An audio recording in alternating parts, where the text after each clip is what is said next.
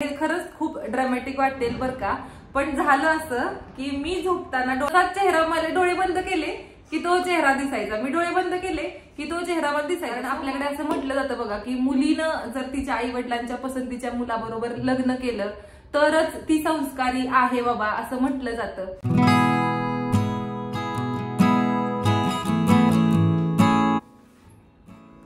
नमस्कार मंडळी, मी प्रियांका. नमस्कार, मी सौरभ. आणि माझ्या चॅनलवर तुम्हा सर्वांचं अगदी मनापासून स्वागत. तर जसं की तुम्ही मला विचारलं होतं की तुमचं लव्ह मॅरेज आहे तर तुमची स्टोरी ऐकायला आवडेल, आणि मी लाईव्ह मध्ये तुम्हाला प्रॉमिस केलं होतं की रविवारी आम्ही तो शूट करू आणि तुमच्याबरोबर नक्कीच शेअर करू. सो आज त्यासाठीच आम्ही बसलेलो आहोत. तर झालीत बरं का 10 वर्ष पूर्ण झालीत आमच्या रिलेशनला आणि 7 वर्ष पूर्ण झालीत आमच्या लग्नाला. तर या विषयावरती की नाही म्हणजे आमच्या स्टोरीवरती मी खूप बोलू शकते, कारण मला एक एक डिटेल अगदी आठवतं अजूनही, आणि माझ्यासाठी कारण ती खूप स्पेशल आहेत सगळ्या आठवणी. तर तुला आठवतात का सौरभ सगळ्या गोष्टी? नाही, थोडं तर सौरभला मला हे एक्सपेक्टेड होतं उत्तर, कारण पहिल्यापासूनच तो जास्त बोलत नाही आणि मी मात्र खूप बोलू शकते. पण ऑब्व्हियसली क्रिस्प ठेवणार आणि 2-3 एपिसोड मध्ये मी तुमच्याबरोबर आमची स्टोरी शेअर करेन. तर मला खूप आवडते बरं का आमची स्टोरी, म्हणजे खूप इंटरेस्टिंग वाटते. कारण जेव्हा सैराट पिक्चर रिलीज झालेला होता त्यावेळेला मला असं वाटत होतं की त्यातली आर्ची म्हणजे मीच आहे आणि परशा म्हणजे हाच आहे. सो ही जी स्टोरी आहे आमची लव्ह स्टोरी, याच्यामध्ये ड्रामा आहे, रोमॅन्स आहे, खूप सारे इमोशन्स आहेत, आणि हिरो आहे, हिरोईन आहे, विलन सुद्धा आहे. तर मग हिरो, हिरोईन, विलन कोण कोण होते हे तुम्हाला नक्कीच पूर्ण स्टोरी ऐकल्यानंतर समजेल. सो आता जास्त वेळ न घालवता आम्ही स्टोरीला सुरुवात करतो. आणि आजच्या भागामध्ये मी तुम्हाला आम्ही भेटलो कसे किंवा आमचं जमलं कसं हे सांगेन.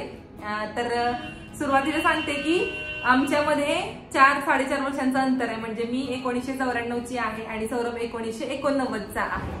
तर सौरभ कोण आहे? तर सौरभ माझ्या माहेरी माझ्या घराच्या समोर आशिष नावाचा एक मुलगा राहतो, ज्याची बहीण गौरी, आशिषची बहीण गौरी ही माझी फ्रेंड आहे आणि आशिष सौरभचा फ्रेंड आहे. सो सौरभचं आशिषकडे येणं जाणं असायचं.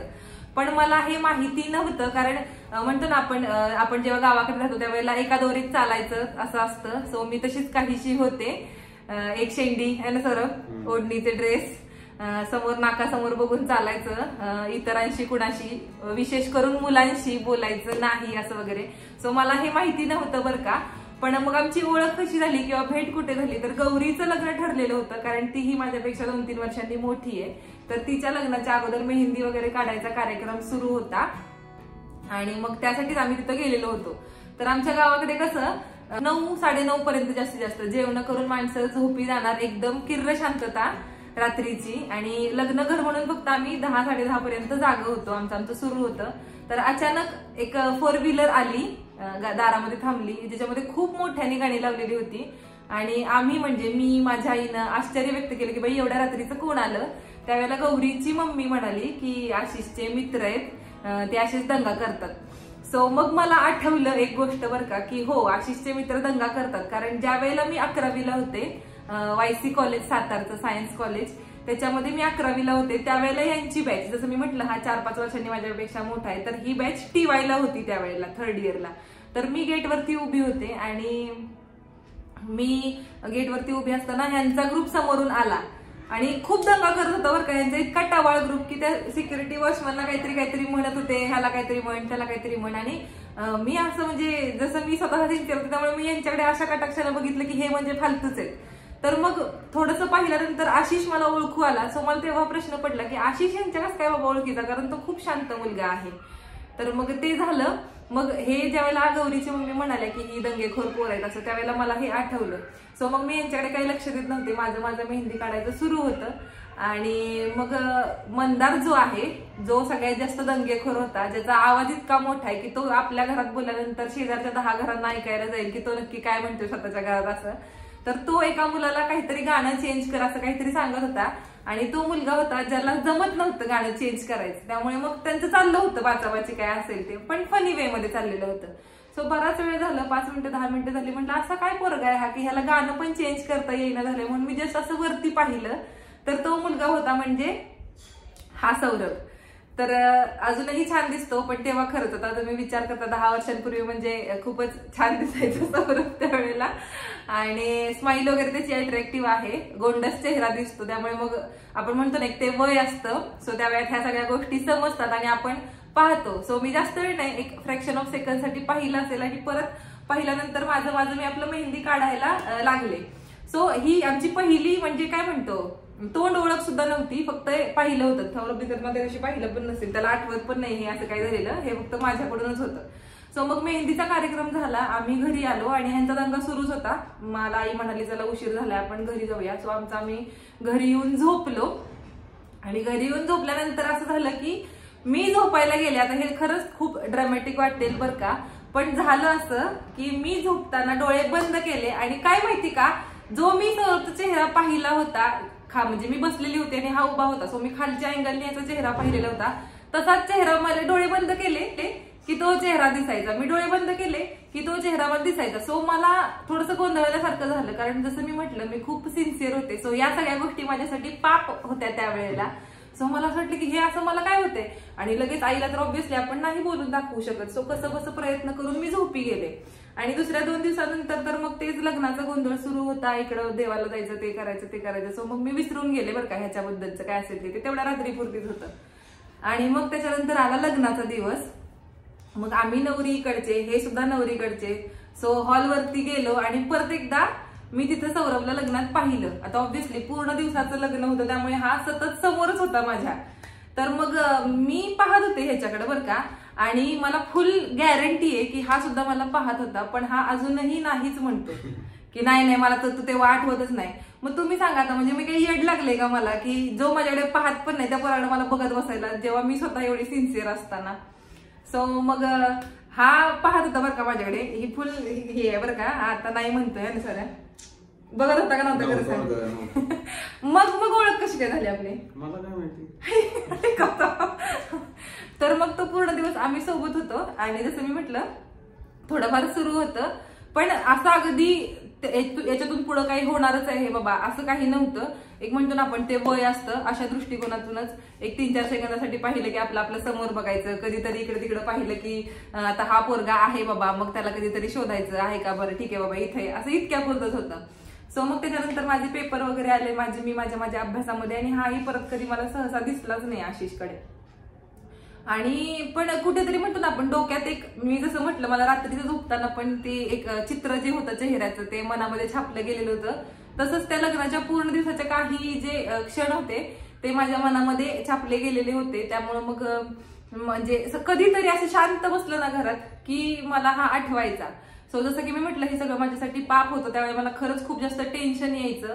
कारण आपल्याकडे असं म्हटलं जातं बघा की मुलीनं जर तिच्या आई वडिलांच्या पसंतीच्या मुलाबरोबर लग्न केलं तरच ती संस्कारी आहे बाबा, असं म्हटलं जातं. सो मग मला कुठेतरी असं वाटायचं की नाही बाबा मी हे चुकीचं करते आणि माझ्या आई वडिलांसाठी हे चुकीचं ठरेल पुढं. सो मी या गोष्टीला नाकारत होते माझ्या मनातूनच. हे सगळं स्वतःशीच चाललेलं होतं, याच्याशी कुणाशी मी वाच्यता केली नव्हती, काही नव्हती. आणि हे खरंच बरं का माझ्या बाबतीत हे खरं ठरलंय की ज्या वेळेला तुम्ही स्वतःहून एका मुलाबरोबर म्हणजे पसंती देता आणि जरी त्या मुलाशी तुमचं घरच्यांच्या संमतीनं अगदी 1,500-2,000 लोकांच्या साक्षीनं जरी लग्न झालं असेल तरी कुठेतरी एक तो ठपका असतोच, आहे की नाही सौरभ, जो माझ्यावरती आहे बरं का अजूनही, आणि ज्याचं मला वाईटही वाटतं. पण ठीक आहे, आता जे आहे ते आहे, मी ऍक्सेप्ट केलंय. आणि म्हणतो ना आपण जब प्यार किया तो डरना क्या. सो मग म्हणून मी हे सगळं बोलतेय खूप धाडस करून तुमच्या समोर, कारण शक्यतो आम्ही नाहीच आतापर्यंत कधीच नाही बोललेलो आहे ना सौरभ ह्या गोष्टीबद्दल. म्हणजे आमच्या घरचे इतके विचारतात, म्हणजे माझ्या घरचे नाही, माझ्या माहेरकडचे आपण म्हणतो ना एक गावाकडे कसं असतं, दिले बाबा तुझं लग्न लावून, नको सारख्या त्या गोष्टी काढायला. असं भांडणं नव्हती झाली, काही नव्हतं झालं, काही नाही, सगळ्यांच्या संमतीने झाले घरनं लग्न, पण एक तो विषयच टाळायचा असं म्हणून आहे बरं का आमच्या घरी. पण सौरभच्या घरी थोडंसं वेगळं वातावरण आहे, त्यांच्या घरी थोडंसं म्हणजे चालतं. सो त्याच्या बहिणी वगैरे असतील ते मला विचारतात बरं का नेहमी की तुम्ही कसे भेटले, सांगा तुमची स्टोरी, आम्हाला ऐकायला आवडेल असं. तर पण आम्ही कधी जास्त बोलत नाही ना सौरभ, कारण म्हणजे काय माहिती का तो पण, आणि तो मेन म्हणजे कसं माहिती का मला बोलायला काय नाही तर हाच काय बोलत नाही. आणि आता जसं व्हिडिओमध्ये मीच नुसती बोलते तसंच होणार सगळ्यांच्या समोर पण, त्यामुळे मग आम्ही टाळतोच शक्यतो. सो आज हा व्हिडिओ मधून आम्ही तुमच्याबरोबर हे सगळं शेअर करतोय. तर जसं की मी म्हटलं हे सगळं माझ्याशीच सुरू होतं. हा मला कुठेतरी मनामध्ये आवडायला लागलेला होता आणि जसं म्हणतो ना आपण प्यार की पहली पहल असतं तसं मग माझ्याकडून असं होत होतं. आणि मग माझी एक मैत्रीण होती दीपिका म्हणून, जी म्हणजे माझ्या आवाजावरून, म्हणजे माझ्या आयुष्यात 3च व्यक्ती आहेत ज्या माझ्या आवाजावरून माझी म्हणजे म्हणतो आपण मानसिक स्थिती ओळखतात. एक म्हणजे माझी आई, त्याच्यानंतर दीपी, म्हणजे दीपीला मी कधी फोन लावला ना तर हॅलो मधनच ओळखणार की माझा मूड कसा आहे. सो आणि तिसरा म्हणजे हा सौरभ. तर मग दीपीला मी असं सांगितलं की अरे अरे असं असं मला होतंय बरं का. सो तिने मला चिडवायला सुरुवात केली की तुला माहिती का हे काय असतं, हे प्रेम असतं वगैरे वगैरे बरं का. सो मग मी म्हणायचे नाही बाबा दीपी असं काय नसतं, उगाच काहीतरी तू बोलू नको, माझ्या मनात काहीतरी भरवू नको. पण ते 3-4 महिने असंच सुरू होतं. सो मग आम्ही असं फायनली असं ठरवलं की फेसबुक आपल्याकडे एक ऑप्शन आहे ना सौरभ. आणि एक दिवशी असंच फेसबुक वरती माझं मी बसलेले होते आणि मला रिकमेंडेशन मध्ये हा कशावरून आला काय माहिती, खरंच मला माहिती नाही. पण तिथे येतात ना रिकमेंडेड फ्रेंड्स फॉर यू, त्याच्यामध्ये हा मला आला. आणि मग मी दीपीला लगेच फोन करून सांगितलं की अरे ह्याचं फेसबुक वरती अकाउंट दिसतंय बरं का दीपी, काय करू. तर दीपी म्हणली दे रिक्वेस्ट सेंड करून दे. म्हणून मग मी पण दिली रिक्वेस्ट सेंड करून. सो मला आठवते अजूनही जुलै महिना सुरू होता बरं का, आणि मी रात्रीची रिक्वेस्ट पाठवलेली होती ह्याला. म्हणजे झोपण्याच्या अगोदर मी माझं अकाउंट चालू केलेलं होतं आणि त्यातून मी रिक्वेस्ट पाठवली असेल. आणि सकाळी उठून मी पाहिलं तर यानं पहाटेची माझी रिक्वेस्ट ऍक्सेप्ट केलेली होती. तर आता तुम्ही सांगा, हा जर म्हणतो की मी तुला बघितलं नव्हतं ना मेहंदीच्या दिवशी ना ह्याच्या दिवशी, कशाच्या दिवशी, लग्नाच्या दिवशी, तर मग ह्याने माझी रिक्वेस्ट ऍक्सेप्ट केली कशी काय सांगा आता. केली कशी म्हणजे आशिषच्या समोर राहते मुलगी माहित होता असं, दोघीची मैत्रीण. अरे बघितली म्हणजे अशी बघितली नव्हती बारकाईनी, येता जाता कामात असं असं बघितली होती, त्या नजरेने नव्हती बघितली तुझ्या नजरेसारखी. हे मी सांगते पूर्ण हे माझ्यावरच येणार आहे फिरून शेवटपर्यंत. तर मग ह्याने रिक्वेस्ट ऍक्सेप्ट केली आणि मग आता करायचं काय, रिक्वेस्ट नुसतं ऍक्सेप्ट करून होणार काय की नाही सौरभ. सो मग मी 2 दिवस वाट बघितली की बघू. तर त्या वेळेला जसं मी म्हटलं की ह्याने काहीतरी केलेलं आहे, तर पहिला मेसेज जो होता म्हणजे बोलण्याचा तो सौरभकडूनच आलेला होता की हाय तू आशिषच्या घराच्या समोर राहतेस ना. सो मग मी रिप्लाय केला की हो तिथेच राहते मी, तू ओळखतो का मला. तर हा म्हणे हो ठीक आहे. आणि मग कधीतरी आमचा एखादा मेसेज वगैरे व्हायचा, असं काही पूर्ण बोलणं वगैरे होत नव्हतं. आणि सगळं जे काय होतं ते फेसबुकवरच सुरू होतं. सो मग मी कधी ओपन करेल, कारण मला एवढी सवय नव्हती फेसबुक वगैरे वापरायची. मी ह्या साहेबांसाठीच ओपन केलं तर करायचे, नाहीतर नाहीच. आणि तोही सहसा एवढा वापरत नव्हता ना. हा. सो मग आणि माझं अकाउंट जे होतं ते म्हणजे मी पीसी वरून लॉग इन करायचे. सो पीसी दादा पण वापरायचा, मी पण वापरायचे. मग हिस्ट्रीमध्ये सगळं दिसतं, त्यामुळे मग ती पण एक भीती असायची मनात, त्यामुळे सारखं पण मी ओपन करायची नाही फेसबुक. तर मग हे झालं असं महिन्यावर सुरू होतं. आणि मग 14 ऑगस्टला सौरभचा मला मेसेज आला की असं फेसबुक वरती मेसेज करणार, कधी 2 दिवसांनी आम्ही एकमेकांना रिप्लाय करायचो. सो तुझा नंबर असेल तर दे तू मला नंबर. सो असं जसं मी म्हटलं की मला परत एकदा असं घाबरायला झालं की हा डायरेक्ट आता नंबर मागतोय बाबा, आणि मी तर एवढी शांत पोरगी आहे, तर मी नंबर दिला तर लगेच दिला तर एखाद्याला असं वाटेल बाबा लगेच पण नंबर दिला, असं कसं काय. सो मी एक भला मोठा मेसेज सौरभला पाठवला की हे बघ मी एक शांत मुलगी आहे, मी तुला डायरेक्ट जरी नंबर दिला तरी तुला असं वाटेल की बाबा लगेच नंबर दिला, आणि जरी मी नंबर नाही दिला तरी तुला असं वाटेल की बाबा काय ऍटिट्यूड फाडते आहे की नाही, अशी कुठली हुरपरी आहे. सो मग मला काय करू बाबा कळत नाही. सो मी तुला हा माझा नंबर देते, पण प्लीज मिसअंडरस्टँडिंग काही करू घेऊ नको माझ्यासाठी, मी आपली एक शांतच पोरगी असं. सो मग ह्याचा परत एकदा एक नॉर्मल मेसेज आला की तू एवढा पण विचार करते मला, मी काही असं म्हणून तुला नंबर नाही मागितला, मी एक जस्ट आपण बोलतो म्हणून हा असाच नंबर मागितलाय. सो तू एवढं काही टेन्शन घेऊ नको. सो मग मी ह्याला माझा नंबर दिला. आणि मग 15 ऑगस्ट होतं, मला अजूनही आठवतंय. माझी आत्या होती चिवात्या, तिचं साखरपुडा होता त्या दिवशी, कुठं साताऱ्यात मुळाच्या वाड्यावरती. आणि हा आशिषकडे आला असेल. सो ह्याचा मला व्हॉट्सअप म्हणजे टेक्स्ट मेसेज आला, त्यावेळेला व्हॉट्सअप नव्हती वापरत मी, टेक्स्ट मेसेज आला की मी आलोय, तू कुठे. सो मी म्हटलं की आम्ही आत्याच्या फंक्शनला आहोत असं. तर याला ते खोटं वाटलं, कारण 15 ऑगस्ट दिवशी आहे ना सौरभ, कुणाचं फंक्शन असतंय. तर मग ह्याला ते खोटंच वाटत होतं की मी तिकडे आहे. तर मला म्हणे की मी येऊ का तिथं. तर मी म्हणलं की नाही बाबा, काय संबंध तुझा यायचा, तू थोडी एवढा माझा चांगला मित्र आहे की माझ्या आत्याच्या लग्नाला मी तुला लगेच ये म्हणेन. मी म्हणलं नाही, मी इथंच आहे, माझी खुश आहे, तुझं बघून घे. सो त्याला असं वाटत होतं की हे खोटंच आहे. सो मग फंक्शन वरून घरी आल्यानंतर सौरभनी मला काहीतरी असंच कुजट मेसेज टाकलेला आहे ना की तू खोटं बोलते असं काहीतरी. सो मग मला ते थोडंसं हर्टफुल वाटलं. सो मग मी लगेच कॉल लावला की असं बोलायची गरज काय तुला. सो मग मी कॉल लावल्यानंतर ह्याला बहुतेक घरात तेव्हा सांगितलं नव्हतं की मुलीशी बोलते किंवा काय. ह्याची सवय आहे कोणत्याही गोष्टीला हसत हसत उत्तर द्यायची है ना सौरभ. जी या गोष्टीची मी आत्ता लग्नानंतर 5-6 वर्षांनी थोडीशी कम्फर्टेबल झाली. माझी पहिली ही खरंच गोष्ट डोक्यात जायची. त्या दिवशी सुद्धा गेली की मी एवढा चिडून फोन लावलाय आणि हा समोर हसत कस काय बोलते माझ्याशी.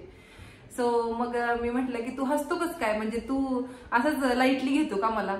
सो मग तो म्हणे नाही बाई ती माझी सवयच आहे, तुला काय सांगू असं तसं. सो हे सगळं नॉर्मल सुरू होतं. तर मग आता यातून विचारायचं कसं किंवा माझ्या भावना मी याला सांगायच्या कशा. तर जसं हा म्हणतो की मी तुला ओळखत नव्हतो बरं का, पण रिक्वेस्ट ऍक्सेप्ट केलेली पाठवली, पहिला नंबर पण म्हणजे मेसेज पण ह्यानेच केला, नंबर पण ह्यानेच मागितला, किंवा वारंवार जे काही बोलणं होत होतं त्यावेळेला गुड मॉर्निंगचं वगैरे सुरुवात चॅटची सौरभच करायचा. सो मग मला असं वाटायला लागलं की जसं मला वाटतं याच्याबद्दल तसंच याला सुद्धा कदाचित माझ्याबद्दल वाटत असेल. कारण जसं मी म्हटलं की लग्नाच्या दिवशी हा माझ्याकडे बघत होता कितीही नाही म्हणलं तरी मग मला त्याच्यावरून असं वाटायचं की फुल डाऊट की काहीतरी आहे बाबा, जसं आपलं आहे तसं याचं पण आहे. सो मग मी दीपिका एकच माझी मैत्रीण जिच्याबरोबर मी नेहमी बोलायचे ह्याच विषयावर, बाकी कुणाशीच बोलत नव्हते बरं का. सो मग दीपी म्हणली की जाऊ दे होऊन जाऊन दे, तूच विचारून घे काय असेल ते, बरोबर की नाही. सो मग 15 ऑगस्टला मी ह्याला नंबर दिलेला. 15 ऑगस्ट नंतर एकच आठवडा 22 ऑगस्टला रात्री मी सौरभला डायरेक्ट मेसेज, म्हणजे ते आमचं चॅट सुरू होतं आणि त्यावेळेलाच डायरेक्ट मेसेज केला सौरभला की मी ह्याला विचारलं की तू माझ्याशी बोलतोस का. तर त्याने रिप्लाय दिला की तू माझ्याशी का बोलतेस हे मला अगोदर सांग, मग मी माझं उत्तर सांगेन. सो मी डायरेक्ट मेसेज केला मी तुझ्याशी बोलते, कारण मी म्हटलं की मी तुझ्याशी बोलते कारण मला तू खूप आवडतोस, आय लाईक यू आणि आय लव्ह यू असं मी म्हटले. आणि माझ्या वडिलांना नाईट शिफ्ट होती त्यामुळे मग मी आणि आई आम्ही दोघी जणी शेजारी झोपलेलो होतो. आईची गाढ झोप लागलेली होती आणि माझं मोबाईलमध्ये सुरू होतं. तर मी असा मेसेज पाठवल्यानंतर 2 मिनिटांनी ह्याचा रिप्लायच काय आला नाही. सो तोपर्यंत त्या 2 मिनिटांसाठी माझी हार्टबीट अशी झाली की धाड धाड धाड धाड धाड धाड, काय बोलायला नको आता, ह्याचं काय उत्तर येते बाबा, राग जर आला असेल तर, जर काही नसेल तर, हो की नाही, माझ्याबद्दल काय विचार करेल, एवढी चांगली मैत्री तर आहे आणि मग असं कसं काय. कारण आठवड्याभरात एक अंदाज येतो स्वभावाचा आपल्याला खरं. म्हणून मग ती 2-3 मिनिटं रिप्लाय येईपर्यंत खूपच जास्त धडधड झालेली मला. आणि नंतर डायरेक्ट फोनच आला. म्हटलं आता संपलीस प्रियांका, तुला काय आता हा तासून काढतोय, झापतोय चांगलाच. तर मी भीतभीतच उचलला कारण आई होती शेजारी. उचलला मी फोन डेअरिंग करून आणि म्हटलं सौरभला की काय हॅलो बोल. तर हा म्हणे हे काय बोलते तू, तुला समजतंय का. तर मी म्हटलं हो. तर तो म्हणे की म्हणजे एक तर त्याला असं वाटलं की प्रँक आहे की काय पहिलं. तर मी म्हटलं की नाही हे जे काही आहे ते सिरियस आहे. तर तो म्हणे की बरं ठीक आहे. तर मग मी लगेच मला उत्तराची हे होती. तर मी म्हटलं तुझं उत्तर काय असेल ते भरकन सांग मला, हो की नाही ते. तर तो म्हणे की नाही असं हो किंवा नाही असं मी फोनवर नाही सांगणार, आपण प्रत्यक्ष भेटून बोलू या विषयावरती. सो मी म्हटलं की ठीक आहे, आई झोपली माझी शेजारी, आपलं काय ते आपण नंतर बोलू. सो मग फोन ठेवला आणि असं ठरलं की दुसऱ्याच दिवशी भेटायचं. मग दिवसभर मला अजूनही आठवते आमचं ट्युटोरियल होतं कॉलेजमध्ये. आणि जसं मी अभ्यासात हुशार असल्यामुळे त्याचं काही टेन्शन नसायचं, त्यामुळे मी आणि दीप्पी काय बोलायचं काय नाही याच विषयावरती दिवसभर डोक्यात एकच विचार करत. तर मग आमच्या साताऱ्यात पोहे नाक्यावरती रॉबिन्स अँड बास्किन म्हणून आहे, तिथं कॉलेजच्या जवळच आहे आमच्या वायसी कॉलेजच्या. तर तिथं भेटायचं ठरलं आमचं संध्याकाळी 5च्या दरम्यान, कारण तेव्हाच कॉलेज सुटायचं ना. सो जास्त वेळ नाही, 15-20 मिनिटं म्हटलं भेटायचं आणि जायचं बाबा घरी, कारण घरच्यांना काय म्हणणार ना मी, हो की नाही. सो मग हा आला मला हा कॉलेजच्या बाहेर येऊन थांबलेला ज्या वेळेला मी कॉलेजमधून आले त्यावेळेला. आणि खरंच म्हणतो ना आपण, कारण ती प्रथमदर्शनीच अशी भेट होती समोरासमोरची. कारण असं आतापर्यंतचं बोलणं तर टेक्स्टवर झालेलं किंवा नुसतं तो आशिषच्या घरी कधी आला तर मी नुसतं पाहिलेलं होतं, त्यामुळे असं कधीच आम्ही बोललो नव्हतं समोरासमोर. त्यामुळं मग मी म्हटलं की ठीक आहे आता आलायस तर मी म्हटलं येते तिथपर्यंत, तुझा पुढं. तर गाडी घेऊन आलेला 2 व्हीलर, म्हणे नाही बस की आपण जाऊ. तर आता तुम्ही समजू शकता की हे सगळं माझ्यासाठी नवीन होतं, त्यामुळे मग थोडीशी मी घाबरले. पण म्हणे काय नाही असं तू बस आपण जाऊ. सो आम्ही गेलो गाडीवरून, मी बसले याच्या गाडीवर, आम्ही तिथेच गेलो 2 मिनिटाच्या अंतरावरती आणि मग बोलत होतो. आणि जसं की मी तुम्हाला सांगितलं एकदा शेअर केलेलं आहे, मला हा किलॉइड्सचा प्रॉब्लेम आहे. सो मग मी असं ठरवलेलं होतं की जे काही याचं उत्तर असेल ते, आता मी तर विचारलंय समोरून याला, माझ्या भावना तर मी व्यक्त केल्यात, पण असं नको व्हायला की ह्याला अंधारात ठेवून मी माझ्याबद्दलचं सत्य जे आहे ते सांगितलं नाहीये बाबा, आणि नंतर मग हाचा होकार यायचा आणि मग मी नंतर कधीतरी रिव्हील करणार ते. सो मग मी असा तो देवयानी पॅटर्न तेव्हा आहे ना सर्व असायचा, असं कॉलर स्टँडिंग आणि असा डीप नेक असं कुर्ती असायची जीन्सवरची. सो मग मी तसा टाईपमध्ये ड्रेस घालून गेलेले, जेणेकरून माझं हे जे आहे ते थोडंसं विजिबल दिसेल आणि मग मी याला त्याच्याबद्दल सांगू शकेल. पण मी असा ड्रेस जरी घातला असला तरी एक समोरून बोलायची किंवा बाबा मी असं सांगितल्यानंतर ह्याची रिॲक्शन काय येईल याची पण एक भीती होती, त्यामुळे माझं डेअरिंग होत नव्हतं बोलायचं. तर मग झाली आमची भेट 10-15 मिनिटाची. ह्याने उत्तर काही दिलं नाही तिथं, नुसताच हसत होता, नेहमीची सवय, बोलणं काही नाही नुसतंच काय कोल्ड कॉफी घेतली असेल आम्ही नुसती. आणि माझी पण धडधड की चला मला घरी जायचंय बाबा, सौरभ आवं काय असेल ते 15-20 मिनिटात. सो मग उत्तर तर काही दिलं नाही आणि याविषयी पण आमचं काही बोलणं झालं नाही. तर मग घरी आल्यानंतर माझ्या मनात ही एकच सल की बाबा ह्याने, म्हणजे मी तर सांगितलंच नाही याला किंवा ह्याने पण विचारलं नाही, कारण आपल्या लक्षात येतं की समोरच्याला आपण ज्या वेळेला बघतो त्यावेळेला त्याच्यामध्ये काहीतरी आहे वेगळं, असं मी म्हणणार नाही विचित्र, पण वेगळं असं ते लक्षात येतं. तर ह्याने विचारलं कसं काय नाही मला. सो मग मी घरी आल्यानंतर विचारलं ह्याला की तू उत्तर पण नाही दिलं आणि तू असं तुझ्या लक्षात आलं का की मला केलॉइड्स आहेत असं. सो हा म्हणाला की हो मी पाहिलं होतं. तर मग पाहिलं होतं म्हटल्यानंतर मग तुला विचारलं नाही, तू मला असं विचारल्यानंतर म्हणे की नाही माझ्या एका फ्रेंडला आहे, मला माहिती आहे आणि त्याचा काही एवढा मला प्रॉब्लेम वाटत नाही. मग असं म्हटल्यानंतर मग मी थोडीशी रिलॅक्स झाली. ठीक आहे, उत्तर तर नाही दिलेलं बरं का आपल्या प्रपोजलचं, पण असं अगदीच आपल्याला नाही पण नाही म्हणत आहे हा कोणत्या गोष्टीसाठी. सो मग तसं सुरू होतं. आणि एकमेव खरं सांगते की मी जसं म्हणते की मी स्वतःहून पुढाकार घेतला तर सगळ्यांना असं वाटेल बरं का की एवढी तर सिन्सिअर होती आणि मग प्रेमात कशी काय पडली. तर एकतर ही चुकीची समजूत आहे की सिन्सिअर म्हटल्यावर तुम्ही प्रेमात पडू शकत नाही. आणि ह्याला दुसरं महत्वाचं कारण असं की माझी मानसिक स्थिती तेव्हा अशी होती की मला असं वाटायचं नाही सिन्सिअर होती म्हणून सिन्सिअरली प्रेमात पडली असं येते. हा नाही ते असेल, नाही जे काय असेल ते म्हणजे स्पष्ट, खोटं बिटं कधीच नाही बोललो आपण.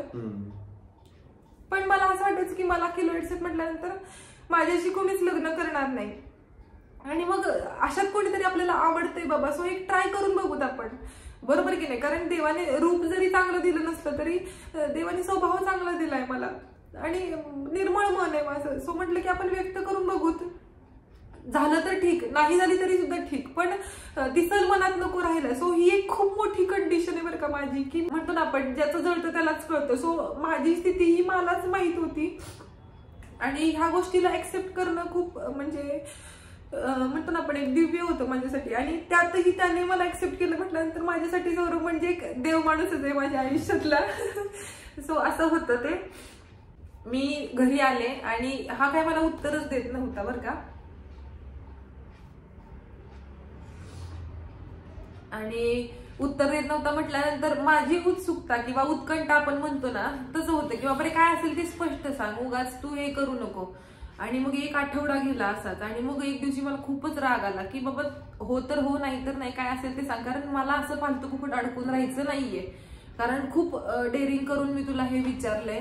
आणि मग हो की नाही सौरभ. सो मी खूप आठवडाभर आहे ना सौरभ, एक दिवशी तर अशी भांडलेली मी ह्याच्याशी की तू सांगतच का नाही उत्तर मला, का तू मला असंच खेळवतोय. कारण असंही असतं बाबा की जाऊ दे चल शांत पोरगी आहे घेऊ मजा, असं पण असतं कोणाकोणाचा उद्देश. सो मला तसंही कधी कधी डाऊट यायचा, म्हणून मी विचारलं. सो एक आठवड्यानंतर ह्याचा मला नकार आला आहे ना सौरभ. सौरभने मला पहिल्यांदा नकार दिला. सो मग मी तो ऍक्सेप्ट केला, मला काही त्याच्याबद्दलचं हे नव्हतं.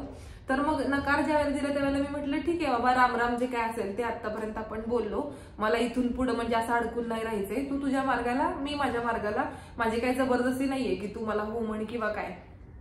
तर त्याचं असं म्हणणं होतं की नाही अजिबात नाही, आपण आपली चांगली मैत्री का बरं सोडा, जर हे नातं नवीन नातं जर त्यातून होत नसेल, पण जे आपलं आतापर्यंतचं नातं आहे ते का बरं सोडायचंय तुला, मला नाही सोडायचंय ते. मग हे परत नवीनच सुरू झालं की त्याला माझ्याशी बोलायचं असायचं पण मला मात्र त्याच्याशी बोलायचं नसायचं, कारण माझं एकच म्हणणं की मला अडकून राहायचं नाहीये. सो मग यातून परत मग खरंच हे महत्वाचं कारण होतं की आमच्यामध्ये अजूनही म्हणजे जरी आमचं लग्न जरी झालं असलं ना तरी ती तेव्हा जी म्हणजे आपण म्हणतो ना एक प्युअर मैत्री झाली ती अजूनही टिकून आहे. म्हणजे ह्या सगळ्यानंतरच्या गोष्टी, प्रेम किंवा संसार, लग्न, ह्या सगळ्यानंतरच्या गोष्टी, पण अगोदर सौरभला प्रिया आहे आणि प्रियाला अगोदर सौरभ आहे, ही मैत्री आहे. सो मग आम्ही छान बोलायचो बरं का. आणि मग जसं मी म्हटलं की मी विषय सोडलेला होता, पण मनात आपण म्हणतो ना, डोक्यानं जरी ऐकलं असलं तरी मन काही ऐकत नाही बरं का. तर मग परत असा डाऊट यायला लागला मला की आता तर हा बाबा नाही म्हणतोय, आणि मग बोलायचं का बरं म्हणतोय मग, हो की नाही. करायला पाहिजे होतं, मी काय तुझी गर्लफ्रेंड लागून गेली का, किंवा तू काय माझा बॉयफ्रेंड लागून गेलाय का. म्हणजे अचानकच तो म्हणे की हा मग तसं समज की आजपासून मी तुझा बॉयफ्रेंड आहे. आणि मग तरीही मला असं म्हणजे त्याच्या बोलण्यात कुठेतरी एक बाबा म्हणजे अनोळखीपणा पहिल्यांदाच जाणवलं की काहीतरी झालंय, की हा एवढ्या शांततेत कसं काय बोलतोय माझ्याशी. पप्पांना कळलंय, मला पप्पांनी सांगितलंय की नाही बोलायचं म्हणून, हे चालणार नाही.